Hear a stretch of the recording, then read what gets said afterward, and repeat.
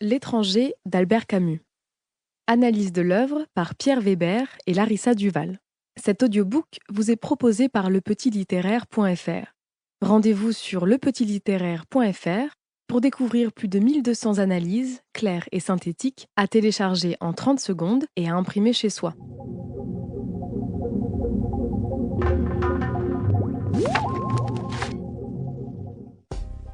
L'étranger d'Albert Camus.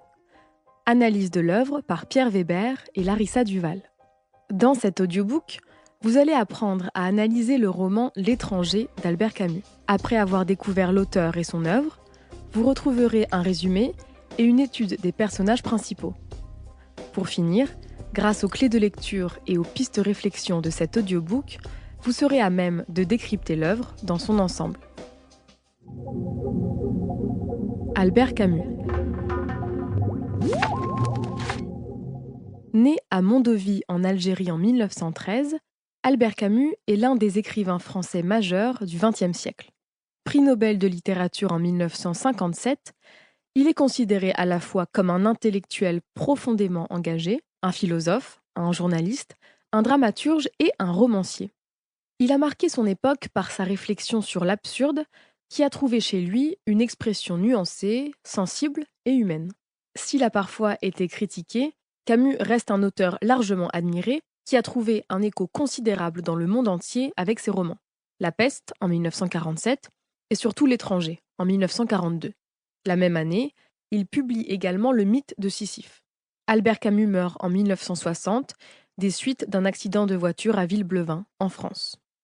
Maintenant que vous en savez un peu plus sur l'auteur qu'est Albert Camus, intéressons-nous à son roman L'étranger.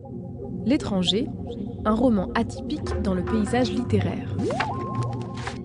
Publié en 1942 pour la première fois, L'étranger est un roman de 205 pages, si l'on s'en tient à l'édition de référence, publié en 1996 par Gallimard dans la collection Folio Plus. C'est un roman absurde qui traite des thématiques d'injustice, de révolte, mais aussi de sensualisme et de soleil. L'étranger est le premier roman de Camus. Il raconte l'histoire de Meursault.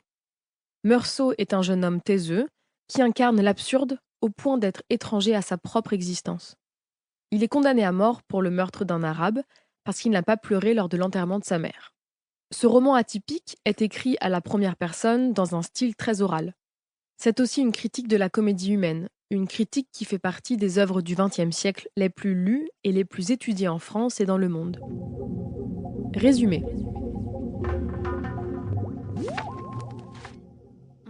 Pour continuer à écouter ce livre audio gratuitement, cliquez sur le lien dans la description et vous pourrez l'écouter en entier sans frais grâce à l'essai de 30 jours d'Audible.